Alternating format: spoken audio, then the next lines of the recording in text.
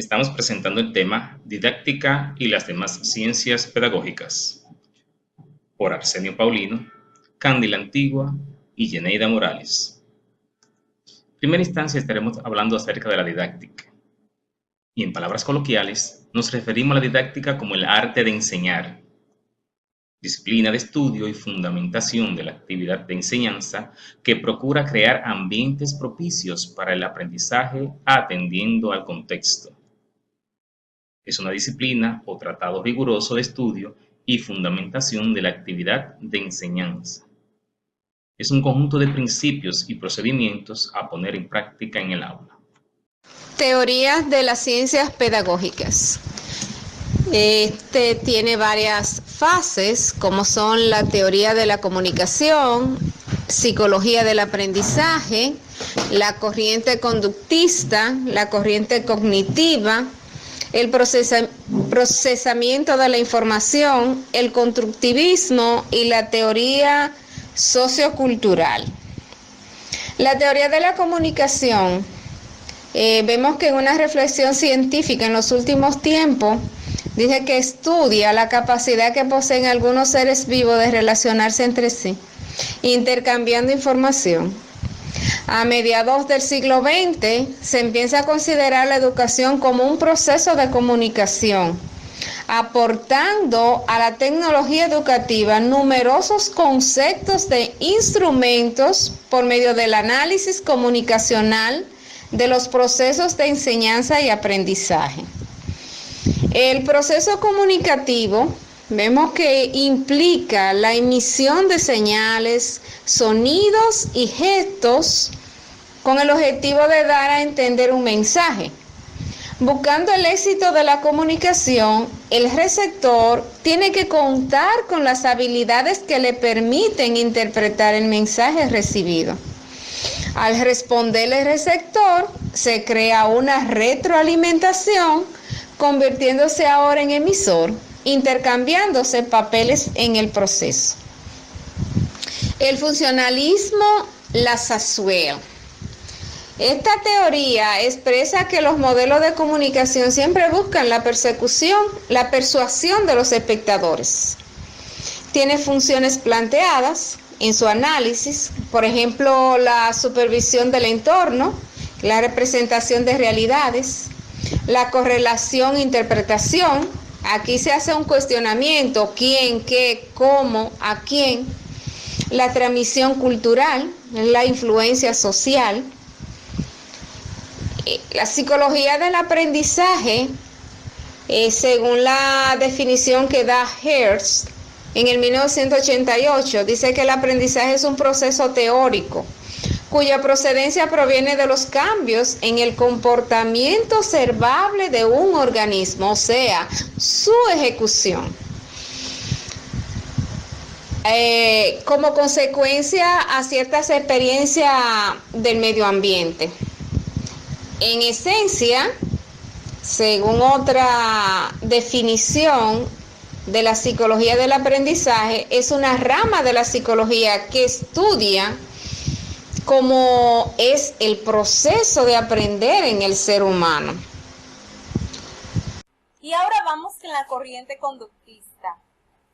El conductismo es la orientación psicológica que fija el objetivo de la psicología, como el estudio de la conducta humana. Su fundador, John Watson, le dio gran importancia a las tendencias propias de la conducta, así como el efecto del medio ambiente para modificar y formar la misma. El conductismo, surgió como oposición directa al psicoanálisis sobre los impulsos ocultos e inconscientes, solo que tales impulsos no podían estudiarse y cuantificarse, lo que implicaba que la psicología parecía no ser científica. Según Watson, si los psicólogos se centran en la conducta, se darán cuenta de que todo lo demás se puede aprender.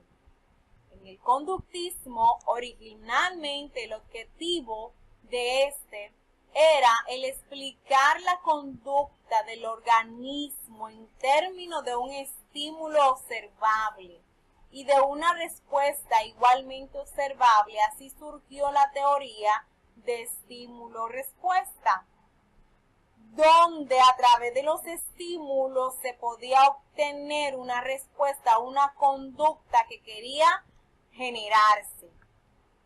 El conductismo. La psicología conductista tiene 3 niveles de organización científica. Está el conductismo, el análisis experimental del comportamiento y la ingeniería del comportamiento. Esta última comprende a su vez toda una gama de aplicaciones tecnológicas, tanto en el campo de la terapia como de la modificación de conducta. Ahora pasamos al tema corriente cognitiva. La psicología cognitiva es una rama de la psicología que se refiere a los procesos por medio de los cuales el individuo obtiene conocimiento del mundo y se percata de su entorno, así como de sus resultados. En la corriente cognitiva, la psicología cognitiva estudia los procesos mentales que implican conocimiento.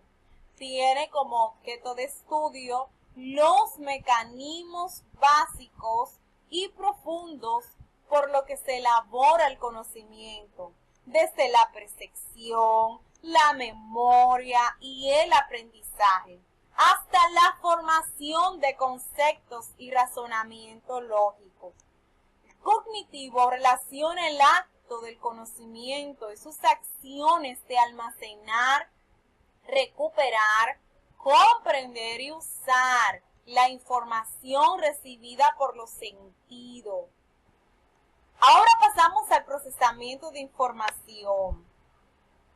Esta compara la mente humana como un ordenador para elaborar modelos que expliquen el funcionamiento de los procesos cognitivos y el modo en que determinan la conducta. En el procesamiento de la información, en los años 50, se empezó a comparar la mente humana con un computador. Al momento de procesar la información con sus puertos de entrada y salida de datos, partes dedicadas al almacenamiento de datos en la memoria y los programas que procesan la información de manera adecuada. Esta metáfora computacional serviría para crear modelos teóricos que permitiesen formular hipótesis e intentar y predecir el comportamiento humano hasta cierto punto. La teoría del procesamiento de la información es un conjunto de modelos psicológicos que conciben al ser humano como un procesador activo de los estímulos que obtiene de su entorno. El constructivismo.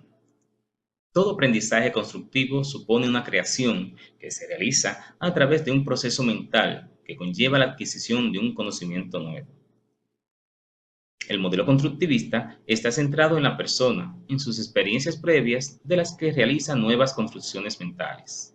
Se considera que la construcción se produce cuando, según Piaget, el sujeto interactúa con el objeto del conocimiento. Para Vygotsky se produce cuando esto lo realiza en interacción con otros. Y en el caso de Ausenbel, considera que la construcción se produce cuando es significativo para el sujeto. La finalidad del constructivismo es que el individuo construya su propio aprendizaje y, según Tama, el profesor, en su rol de mediador, debe apoyar al alumno para enseñarle a pensar, desarrollar en el alumno el razonamiento, enseñarle sobre el pensar, tomar conciencia de sus propios procesos y estrategias mentales, metacognición, para poder controlarlos y modificarlos, autonomía. Enseñarles sobre la base del pensar, base curricular en el ámbito escolar. La teoría sociocultural. Según Lev Vygotsky, los niños desarrollan su aprendizaje mediante la interacción social. La teoría sociocultural de Vygotsky pone la atención en la participación proactiva de los menores con el ambiente que les rodea, siendo el desarrollo cognoscitivo fruto de un proceso colaborativo. Aquellas actividades que se realizan de forma compartida permiten a los niños interiorizar las estructuras de pensamiento y comportamiento de la sociedad que les rodea, apropiándose de ellas. Según la teoría sociocultural de Vygotsky, el papel de los adultos o de los compañeros más avanzados es el de apoyo, dirección y organización del aprendizaje del menor, en el paso previo a que él pueda ser capaz de dominar esas facetas, habiendo interiorizado las estructuras conductuales y cognitivas que la actividad exige. Hasta aquí nuestra presentación. Esperando que les sea de provecho, llegamos a la conclusión de la misma. Muchas gracias.